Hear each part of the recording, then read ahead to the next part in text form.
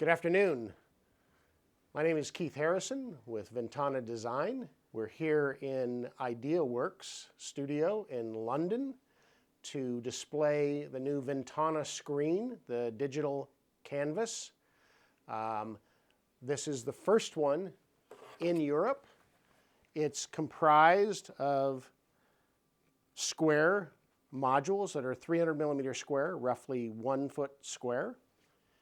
And this particular screen is made up of 80 of these modules, 80, in a 10 module wide by 8 module high array. Each module is comprised of 360 individual pixels wide by 360 tall. So overall, on the overall display we have here, it is slightly over 4K resolution. This product is a 0.8 millimeter pixel pitch. And what pixel pitch is the distance from one pixel to the adjacent pixel next to it. So less than 1 millimeter from an individual pixel to the pixel next to it or above it. It's even getting quite close to the screen, it's really hard to see the pixels, right?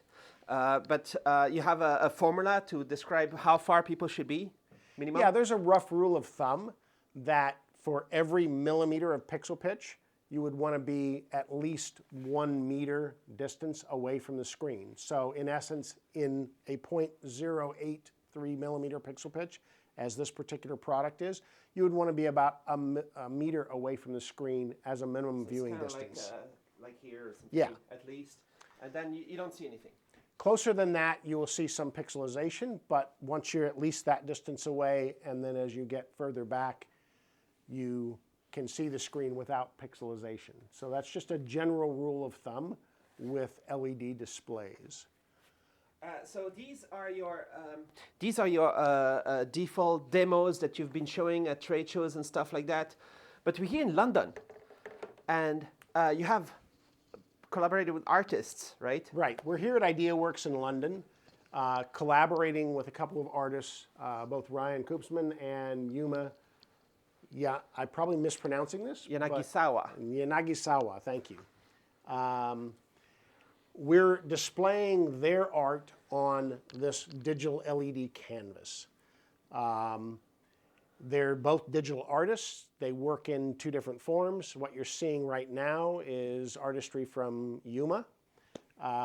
You may see a clip here coming up shortly with Ryan's work as well.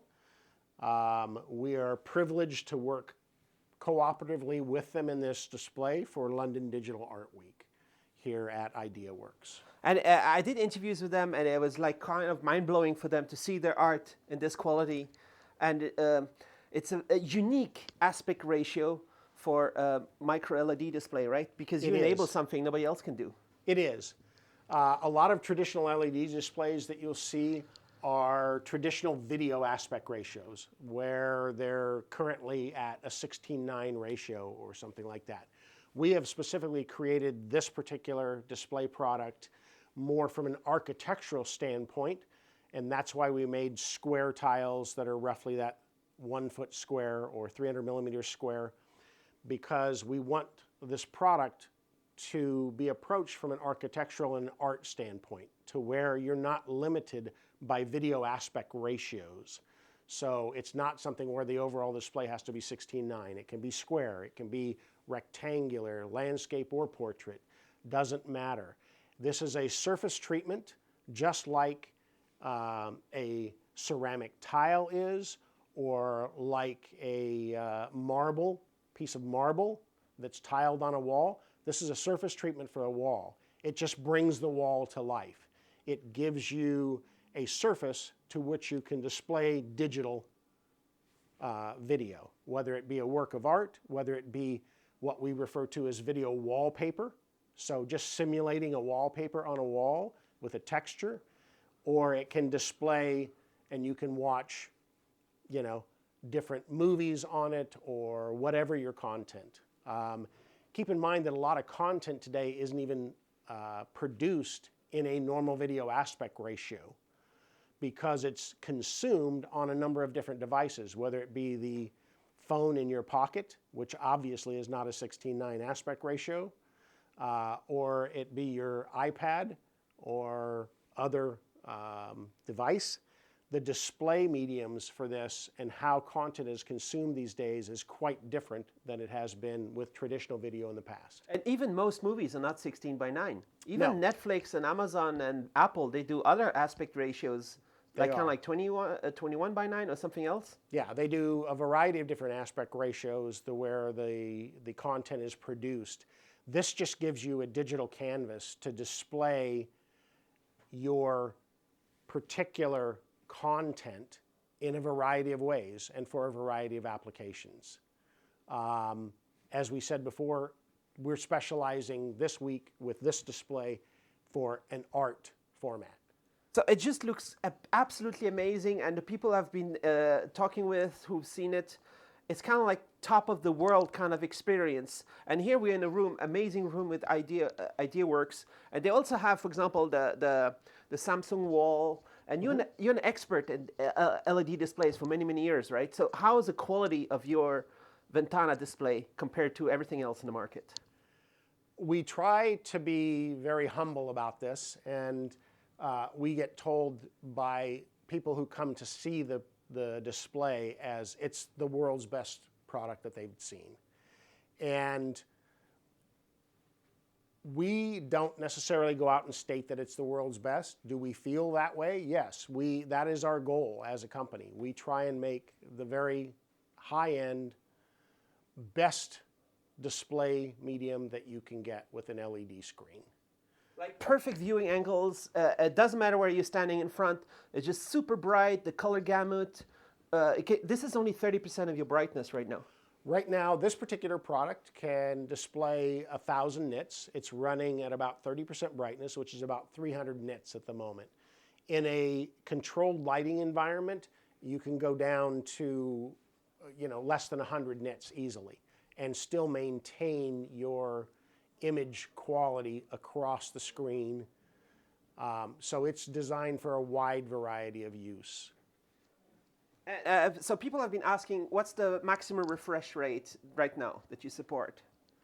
The processing platform that drives the screen is powered by the Megapixel Helios processor, and that has basically an infinite refresh rate capability. It depends on the actual individual design of the tile and the products and what they can do, whether it be for products that are designed for virtual production application and on-camera applications, or products that are display products that are designed for basically just audience viewing or home viewing, art viewing, and that kind of thing. So it varies depending on the actual display product.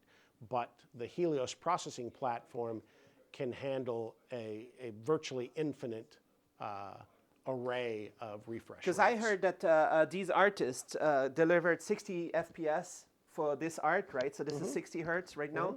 But basically, you're not limited to that. We're not limited to that at all. It could be 120, no problem. Yes. That's Easily. awesome. 120, 240, much higher than that even. And so I've been to a bunch of trade shows that talk about displays, and many people say OLED has great black levels. How does your micro LED compare in the black levels? So this particular product that you're seeing here today is what we call our matte version. We also have what we call the liquid black, which is basically exceeds what you see in OLED. So the black levels on the matte version are incredible, but you take that to a much higher level with the liquid black. The two different products, the reason for the two different products is they're intended for different environments.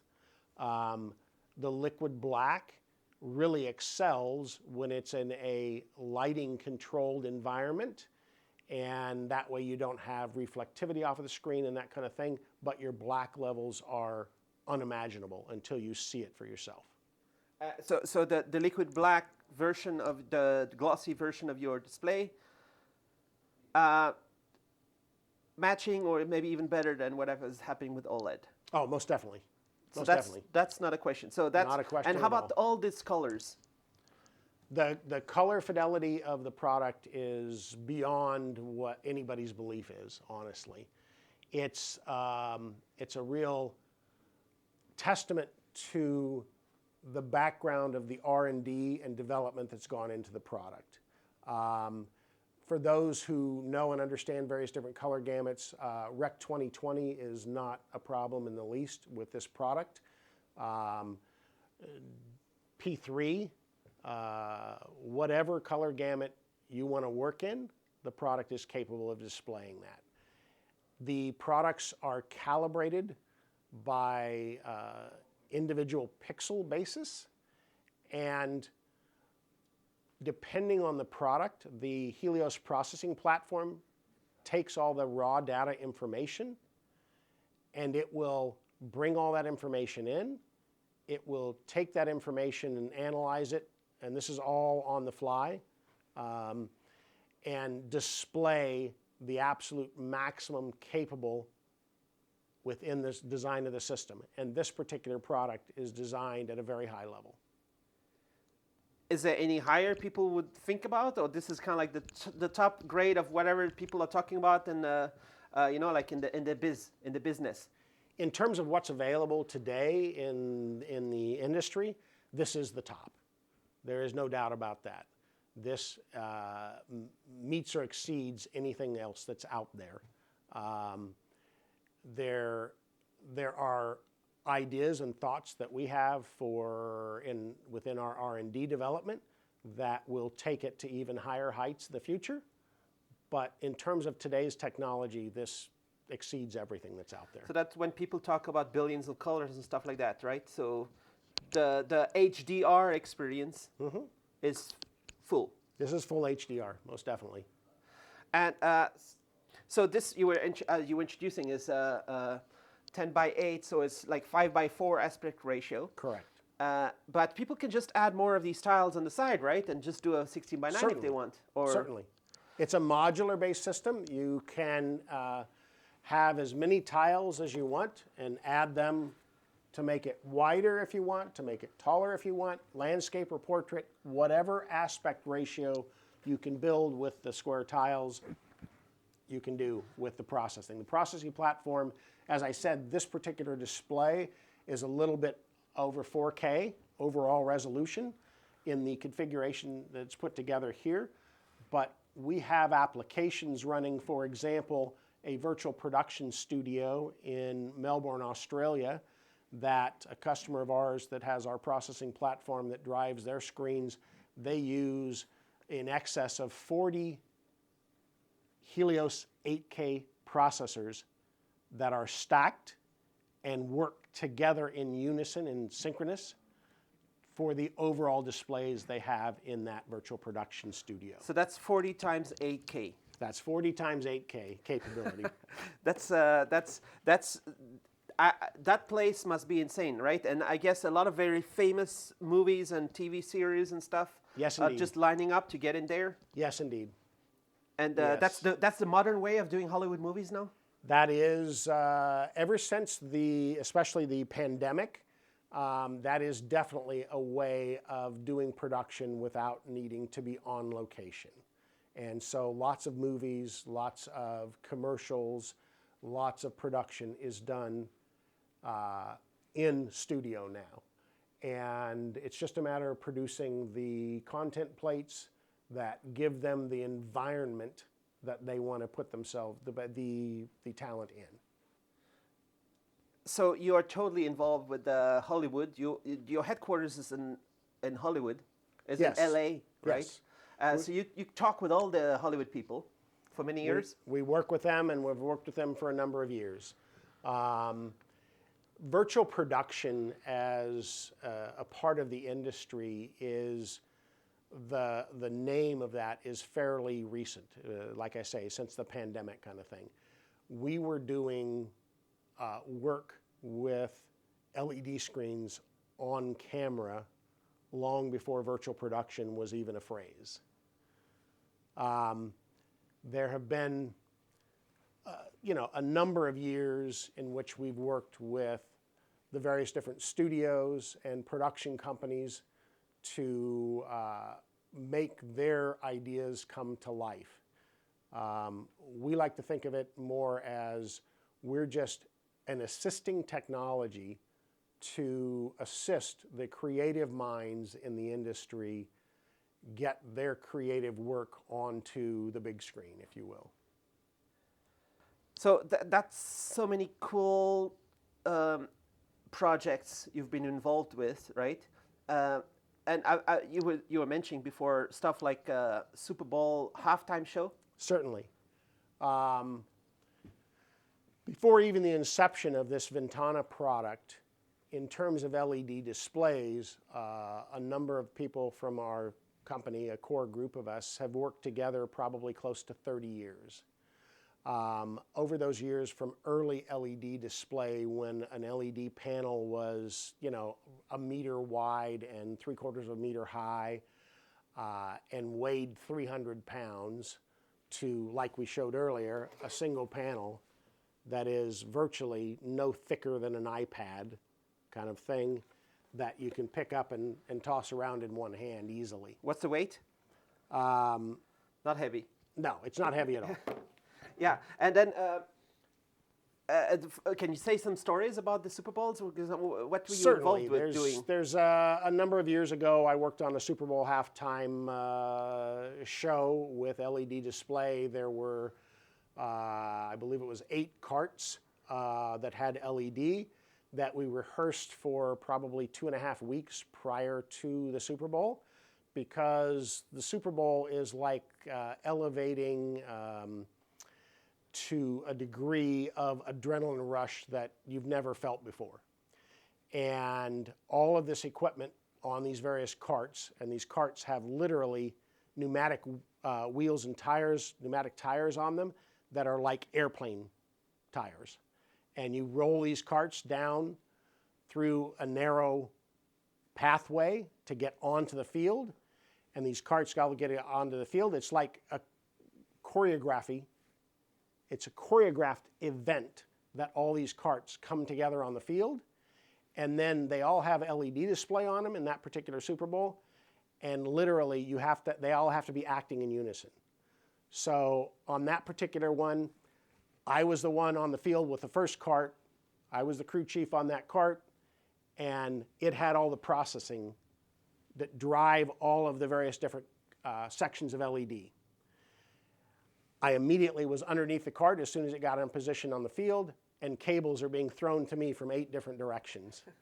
And I'm plugging all this in, and the minute I got it all plugged in, I pop out from underneath the cart, and I take 2 steps back, and I'm looking at the whole thing going, okay, that section's up, the next section's up, bump, bump, all 8 are up. Yes! It's just an adrenaline rush that you wouldn't believe.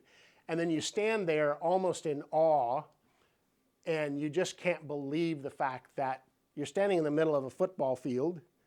This all got on the football field in a couple minutes time frame while they're at commercial break. They come back. The artist is on the set piece, ready to go. Which one is the artist? I don't even remember that one. There've been not multiple. Back to there's Jackson, been right? multiples. It's a few years after that. This is a number of years ago in Jacksonville, Florida. All right. But it's a fun industry for big kids. I consider myself a big kid. You know, I'm an old kid now, but I'm a big kid. It feels to me like a European that the Super Bowl halftime show ad is really showing off American excellence in show entertainment, right? And it does. like such a show, it's such a, and I guess it's also a showcase of the American technology. It is. It right? is indeed. You know, this year again, our company is a supplier of the LED processing platform that's driving all of the various LED displays for Eurovision Song Contest here in Europe, in Sweden. We're privileged to be a proud supporter and sponsor of the event, and we have been working with them for a number of months now for this year's event, and we're looking forward to that upcoming event. It's going to be some big screens, huh? It's big screens, lots of big screens. So you work with all the LED display companies. Yeah, Ventana is just one of your brands of the. Ventana is a brand one of product display. you're launching. Yeah, but you work with all of them. Yes, we work with a number of them: Sony, LG, ROE, Unilumen, Absen, Nanolumens, a number of different LED, all of the top LED display manufacturers throughout Asia. And then I don't want to film too much the secrets of what's happening behind here, but basically there's racks of stuff in the back, and you can run stuff, your processors in there. Yes. The unit up here is the processor itself. You'll see it has a QR code. It's a web server unit. You'll actually see over here, these are little, very, very small monitor inputs, just a confidence display, if you will, of the content that's on the screen. And it's got a number of different settings you can go into. This is all served by a web server, so you can actually control this from the phone in your pocket if you wish to do that, some of the basic controls, so that you can be out front of house and you can adjust different settings on there. We're running this with just a single 8K, single RU megapixel Helios processor. Maybe you have some colleagues in the back here, right? Yeah. And these guys experts in setting things up and like going on location with the customer Indeed. and stuff like that, right? Maybe we can try to ask one of you guys if you can show off the Helios for 1 second. Christian. Do you want to show the Helios on your laptop? It's like a whole software. Can you show the UI just quickly? Yeah. All right. Sorry, it's like. Yeah. Okay, let me just try to get the tablet to. You just need to switch it to the other input, right? And then I think it was the 4K one. All right. So you can, if we switch to the 4K, and you can show how you manipulate the system. And stuff like that. Is it connected now? Does it connect automatically, or how does it work? This is automatically connected. So. Oh, sorry. Let me give you this. Yeah, you can clip it on there. Yep. Let me put my laptop down. So rather try and do it one-handed. Yeah. Sorry.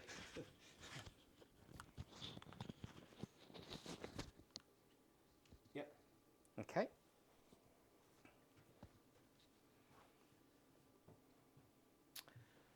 Okay, got everything there? Okay, fantastic. So this is the Megapixel UI, and what Megapixel is, it's what powers the LED screen. This gives you the ability to control every aspect that we see in there, so we can take multiple inputs, whether that is HDMI 2.0, whether that's DisplayPort 1.4. We can also take in 12G SDI. They can be stitched together to make it 8K. The 8K canvas, and we can also take in ST2110. That can be the 10 gig, or we do have the ability to take ST2110 100 gig card into the system. So the HDMI 2.0, for example, is a 4K 60 source. Yes, that's correct. Yes. Or even 4K 120 with compression, stuff like that. I mean, it all depends on the bandwidth and what you're trying to push through. So as a standard, we usually say 4K at 60 on HDMI 2.0, and that would be RGB 10 bit. So that gives you the kind of the full color range. But yes, you are right. If you're trying to manipulate things, you can obviously narrow things down your bandwidth, but then you have to compromise of what gets displayed on your screen. So what do we see here? Did you crop into the video and choose what to show on this aspect ratio, for example? So what we have on the screen here is the array of tiles that are being shown here. This is displayed as group 1 on the screen. So this shows you how the tiles are set up within the system. And what I can do then is come into our input. We can still see that array of tiles, and that's grayed out just to say that we can't manipulate that now. That is in fixed position. But with a 4K input, we do have the ability to manipulate the input coming in. So we can scale that to fit or sample any part of that incoming video that we require. And there's lots of other stuff in the app? Yeah, so I mean, the whole UI gives us the whole flexibility of being able to do either in-depth engineering things, in being able to do seam correction, which means where seams aren't fully connected on the screen when the tiles are put together. You can manipulate that to lighten or darken those so the human eye doesn't pick those up or see those. We can make color adjustments, change inputs in there. We can preview the devices to see if we're having any issues in there, if there are any issues with the system. We can save all that out. We can change a lot of things in the color. So realistically, we can change whether we are going to output a gamut of Rec 2020. We can adjust that to Rec 709. We can adjust the curves on there. We can do lift, gamma, gain, which is basically your shadows, mids, and high ranges. So if you adjust something weird here, it would just show up there. And but you already kind of like calibrated stuff earlier. Did you come here to calibrate stuff here for the setup? Yeah, so the whole system's calibrated. Because we're using HDR content at Rec 2020, the system is set up to display that to get the best color rendition as we can out of that screen. But we can adjust it at the present moment. Here, I'm just taking this down to Rec 709. And there is a slight adjustment in the screen. As you see, it slightly gets washed out. But I can do larger adjustments so you can see things here. I can grab the curve.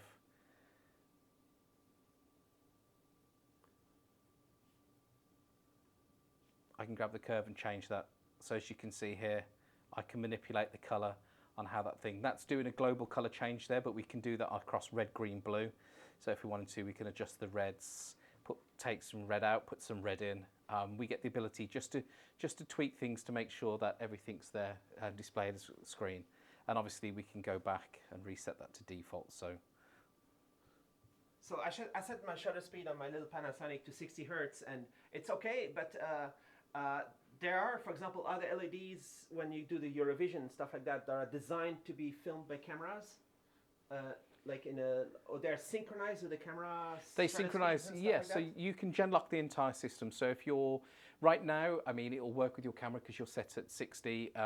You're set at 60 with your shutter on your camera, and the screens run at 60. So they should theoretically sync with each other, but occasionally you do get artifacts. But if you're filming it, you can then adjust this to what you're filming to. So you can run this mainly across Europe, as we're being in Europe now. A lot of things are run at 50. So then the cameras will be filming at 50. So the whole system will be gen locked together. So everything that the wall presents as a frame, the camera will see that. And were you involved with the Eurovision stuff? Yes, I was. What were you doing there? Involved in the early setup stages for Eurovision. So Eurovision is unique as they're using their first implementation of ST2110 as an entire system. So they're moving away from traditional signals like SDI, 12G SDI, etc. to run 4K. This just increases bulk in systems, and now it's all being run via a network, and this is being done with ST2110. And this is utilizing the Megapixel Helios ST2110 100 gig card. And there's a redundancy in the system, failback system, and all that stuff. Everything's ready. Yeah, well, there are kind of multiple redundancies within that system. So with ST2110, you can run a redundant signal down the same line. So there is failover. So if you lose a signal from one incoming signal, it can take over the signal in there. That's part of the SMPTE standards that with ST2110. And then the whole system for the Eurovision is running a red and blue system, which is a full redundancy. In case the entire system goes down, it can switch over to another. What can you say about the processing system? It's a big chip, big system. I'm just guessing it's an ASIC or FPGA, or you don't have to say. You know, like it's a big. You need to have a great rendering system in this system, right? Yes, yeah. So I think from the way I look at it is how Helios works with the PX1 cards, etc. Is there's an FPGA chip within the Helios, and there's also FPGA chips within the PX1 cards. So how that works is the more panels that you have, the bigger processing power you can get, and that gives us the ability to do things from a 1U case to do 8K at 60. That's awesome, and each of these tiles have processing in them, right? And maybe now I'll just switch back to the art. There's processing, and it just add up. Yeah, what the screen can do. Basically, as Christian was saying, there is a PX1 card, a processing card, in each individual tile. So in those 1 foot square tiles, each of those has a processing card in it. So it works off of a distributed processing methodology to where the head-end Helios processor is talking to each one of those individual cards in every individual panel that you see in an overall display, which gives us additional processing power on top of just what's coming out of the Helios mainframe unit, the 1RU unit in the rack. It gives us the processing power where we're doing a lot of that processing of the video on the individual, in the individual PX1 card on the individual tiles. So the bigger you make your array of tiles, theoretically, the more processing power you honestly have. So it lessens the burden on that head-end unit. And that's why we can get that head-end unit down to just a single rack unit. A number of our competitors have either 2RU or 4RU units and RU is a rack unit for those that may not know that. So it's an amount of space it takes up for equipment in a head-end equipment rack. So if I'm a multi-billionaire and I want to do a huge display, it's just going to run. Yeah, That's the way it should, tiles, right? You shouldn't have to worry about that. It needs to just run. I mean, as we were mentioning earlier about the virtual production studio in Melbourne, Australia, that has in excess of 40 units that are stacked and running in synchronous with one another. So you don't have to think about how large you want the display. Any size you want, we can scale things up. It's just driven by how you're addressing it with the content. Do you have multiple content incoming that you're displaying on different portions of the wall? It's all scalable, if you will. I heard a little bit discussions we were having internally, the team before. It sounds so cool, this technology. There's so much technology happening here, right? This is like packed with technology. It is indeed. It kind of what drives each one of us on the team is we enjoy being challenged by the next major capability within the industry. So we enjoy pushing that to that ragged edge. Some people call it bleeding edge at times because you do get cut at times, but your wounds heal and you go on and you learn from those processes. The team that we have behind Megapixel Helios and behind the Ventana are a team that have been working together, a lot of us, for in excess of 20 plus years. How do you feel the challenges in the job here? Isn't it like kind of exciting and a lot of cool things? And it feels to me like you're working on the future of what hopefully more and more people will be able to afford eventually. But this is like very special projects in the beginning. Yes, I think one of the major challenges that I think that we will come across is getting people to understand the uses of this and trying to explain that, because a lot of people will visually see this as an LED wall and what can they do with an LED wall. So it's realistically trying to explain that digital canvas and with it being powered by Helios and having the ability to have multiple inputs, you get the ability to create what you want and have on there. It doesn't want to be just seen as a big TV. It needs to be something that can be used creatively, and people can use that creatively. If do you have the tile around? You put it somewhere. It's on the Sure. wall, right? Can you tell a little bit about the vision? How long when did it start? This one, and how long did it take to come to here?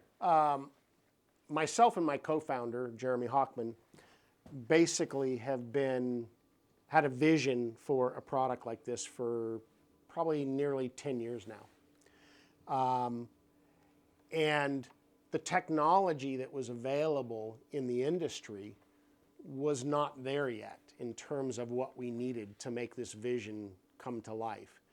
And so we had done an early prototyping run a number of years ago. Is it because the microLED was not evolved enough? It wasn't evolved enough.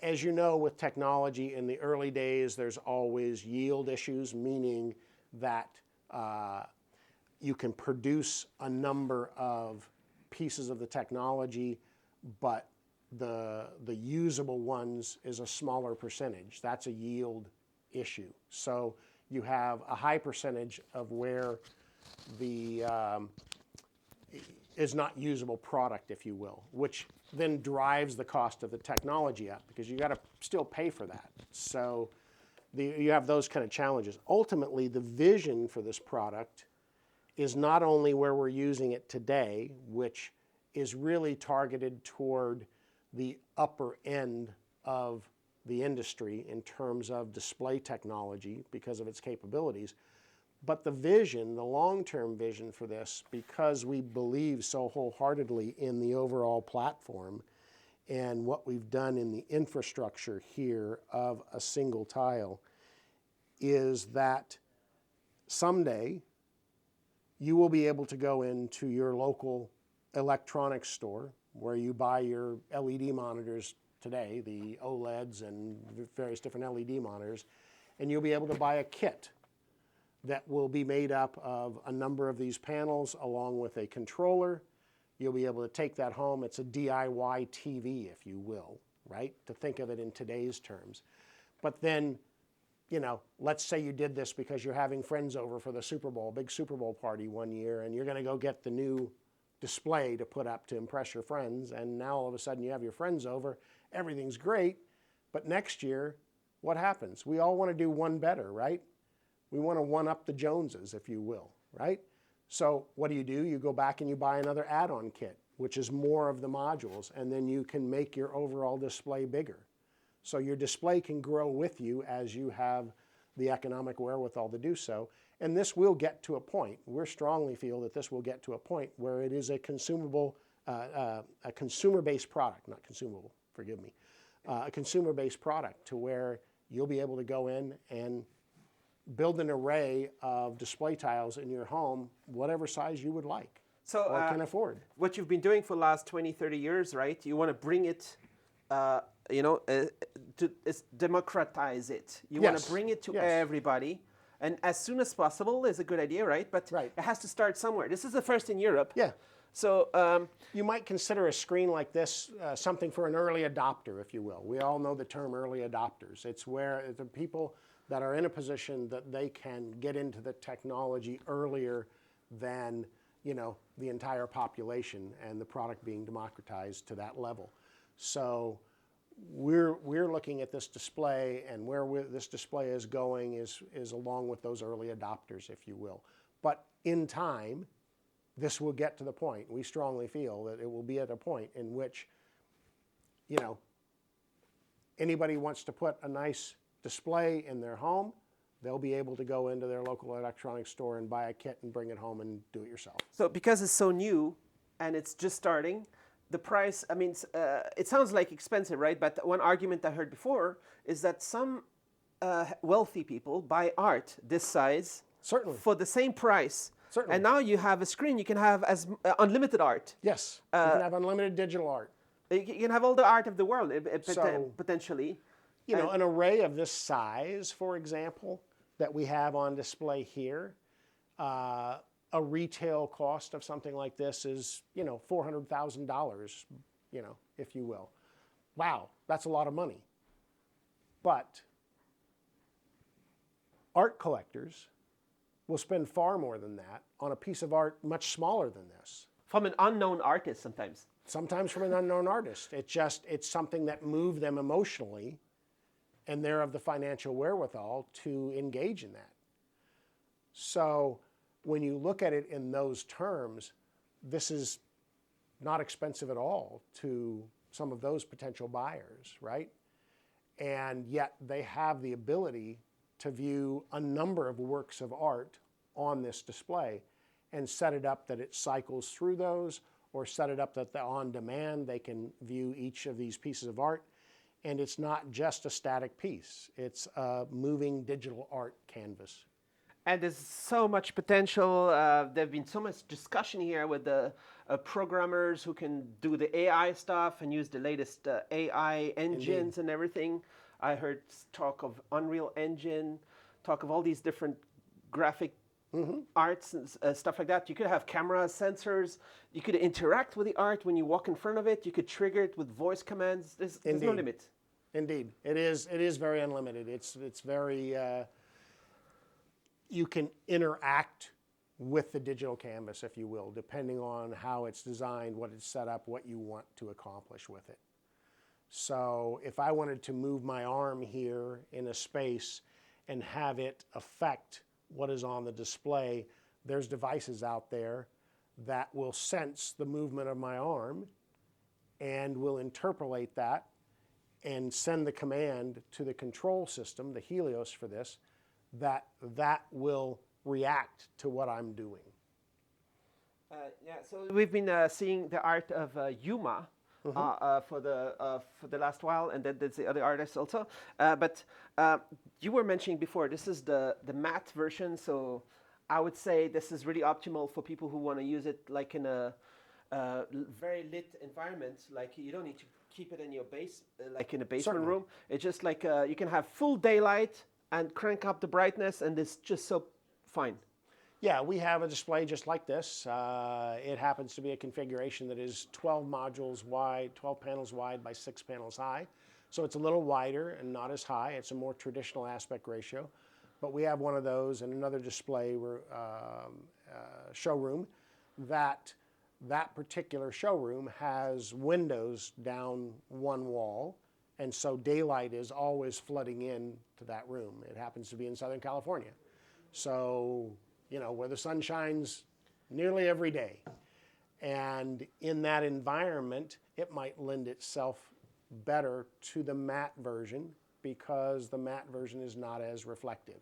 We do also have what we call liquid black, which is a high gloss version, which is similar to the glossiness of a standard OLED display.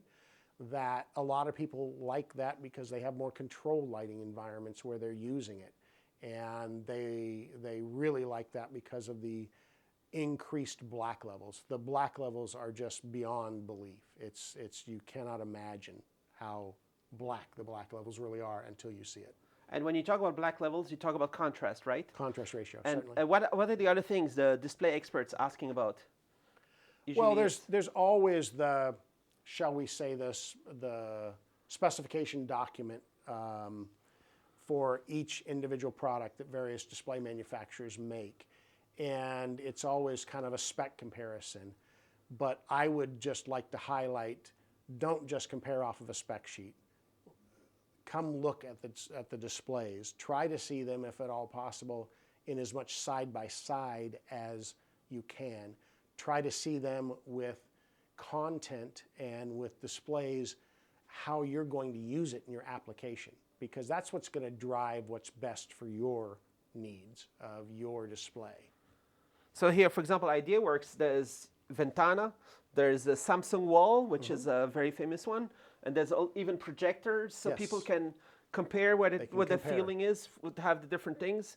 Top of the line projectors, and you know, how do you compare with Projector? What are you going to say? That's part of the reason we collaborated with Ideaworks to have a screen here, because we're strong believers in be open, honest, and fair with the customers. Let the users see what they're going to get. We want happy users. And the easiest way to get a happy user is for them to know what they're getting. For them to know ahead of time that they have the display that's best for their application. And if that happens to not be our display today, okay, that's fine. But they'll still think about us positively going forward. And if and when they have another application, they'll come back to us. And they'll say, hey, you know that LED we saw? We got a perfect place where we want to use that now. And art is a big thing at the moment for LED. Digital art is a big thing at the moment for LED displays. There's a lot of art collectors that feel that because of the brightness capabilities of LED compared to projection, because of the color reproduction, because you don't have to have them in a highly controlled lighting environment like you do projection to have it excel at what it does. There's numerous different people that are strongly interested in LED, especially for art displays. And one thing I heard from the guys that's setting up is that there's one thing about a micro LED display is sometimes to be immersed in a movie, you want to have the sound coming from the front, but there it has to be above or under on the sides, right? Yeah. But maybe there are algorithms to do all kind of like surround and what do you call it, 3D and stuff. You could have speakers around, and it could. Is there any chance you could also even maybe vibrate these or make the sound come through it? No, that's not possible, right? Well, there have been lots of things that have been experimented with in that regard. And currently, because LED surfaces most LED surfaces, especially higher resolution, tend to be solid, the vibration and or the sound coming through the screen is not viable at the moment. But that doesn't mean things aren't being tested ongoing. We're doing R&D literally every day on different aspects of what works.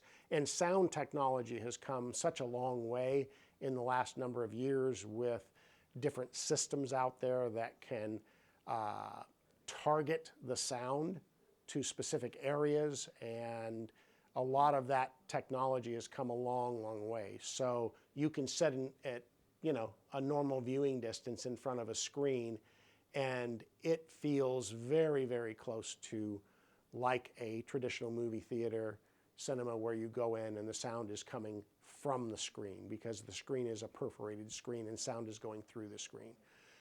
With the sound technologies that exist today, you can get that same feeling. Nice, because to get the best digital art experience, I think it's quite nice to have amazing sound that goes with it. But it could be atmospheric kind of sound in a room, or like here, there's some amazing speakers, but they are behind over there. But indeed, yeah, indeed, that is very true. To me, art is an emotion. What generally drives people in terms of a piece of art is it moves their emotion.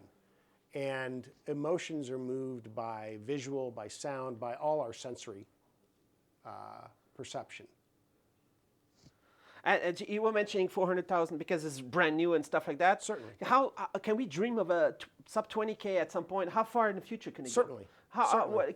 How if there's a huge investor watching this video, some kind of Elon Musk type of person or something, right? And says, hey, I want to be part of the display business, and just says, here's a bunch of money, accelerate mass production, let's get the price down sooner. Or do we need to wait for next inventions to make it cheaper, or is it possible to just invest a lot of money and make it cheaper? Some of it is, I think it's a bit of both, honestly. There's a large portion of it that is related to just simply the issue of volume. As we well know, the more volume we produce, the more efficiently you can produce that volume and bring the cost down. There are some technology limiting factors in today's displays that may not allow it to get down to the level of a normal consumer buying their home television, if you will, but it can get very, very close there just based on volume. And it's just a matter of the technology being adopted and a company being behind it that has the distribution capability of consumer electronics companies like the Sonys, the LGs, the Samsungs. Don't want to say anything bad about the Samsungs, right? There's one right here. Maybe they have different generations and stuff. But one big question on the comments is the power consumption. People are worried. And did you how do you optimize? I heard you're way lower power consumption. Yeah, I mean, we had an event here last night for the art community specifically. It was very well attended. Some of the comments from the attendees coming up to us is, why do we feel so much heat off of one screen but yet not the other? And it's a matter of design and component selection to make a more efficient, if you will, green display product. And we are running much lower power consumption with the way we've designed this display product than the competitors. There are some projects that we're currently working on and consulting on to where just the difference in energy cost on an annual basis over a lifetime of 5 to 7 years saves many thousands of dollars in operating costs. And it's those kind of things that you want to also consider in the purchase of a screen overall when comparing, not just a spec sheet. You gotta go deeper. You need to dig into how you're going to use it, the application that it's for, and see what best fits. And also, some guess, I'm just a YouTuber, but I'm guessing a lot of to do with the cost is a question of yield and how hard it is to make and stuff like that. And I guess you will optimize the yields as quickly as you can to get the prices down, right? Of course. And without asking how the yields and stuff like that, but for example, here I see there's 6 panels in there, so somehow you can test one, make sure it's good, and then each one, and then you don't need to throw the whole thing out, right? Exactly. That also helps. Very much. Yeah. Very much so. It's all approach to design that helps those things. If there is a bad, we call these individual sections here modules, if there's a bad module, is it repairable or does it need to be replaced? If it needs to be replaced, obviously the size of that module and the cost of that individual module is going to affect your yield. If it can be repaired, then okay, what's the cost of repair on that? And how does that relate to yield? If we repair that, we're not losing all of the LEDs in this one module. You're only replacing a single LED. And I guess another big question is, because there's all these modules, you don't want to see separation between the modules. And this is really great result so far, right? Mm-hmm. Because basically each module, the space between each has to be the same space as the space between each pixel. Exactly. And it has to be exactly, and not like less or more, right? It has to maintain that pixel pitch, or the human eye will pick it up. Now, from module to module basis, within a tile, it has to be very exacting. From panel to panel basis, there's some electronic tricks that we can use in the processing platform that you can then do adjustments.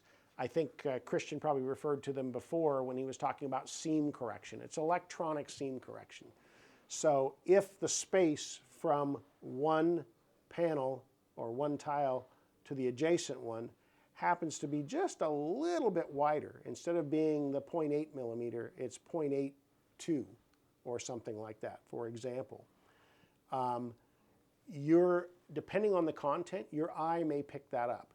But with electronic seam correction, you can go in and adjust the LEDs, the edge row of LEDs in this panel and the edge row of LEDs in the adjacent panel, to be able to bring those up just a little bit in brightness to where it compensates for what your eye has picked up in that differential and even out the screen.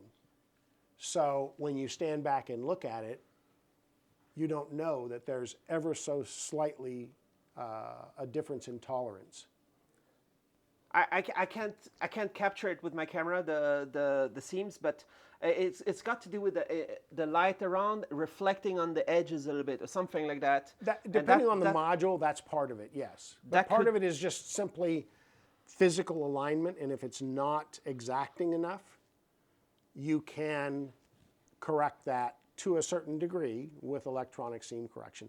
But it's all the tools that we put into the processing platform that give you, for the old phrase, get out of jail cards. Like Monopoly, it's a get out of jail card. So you're in a tough situation, it doesn't align exactly, you have ways to compensate for that and make it visually perfect. And I guess you have to kind of redo this kind of trick depending on the brightness levels and stuff like that a little bit? Or can it be done automatically? So if I crank up the brightness, I'm not going to see suddenly the, you know what I mean? The brightness change or adjustment after you've done the seam adjustment will track. So that's not a problem. You don't have to set it at one brightness level and adjust your seams, set it at another brightness level and adjust your seams. It will track evenly across the spectrum.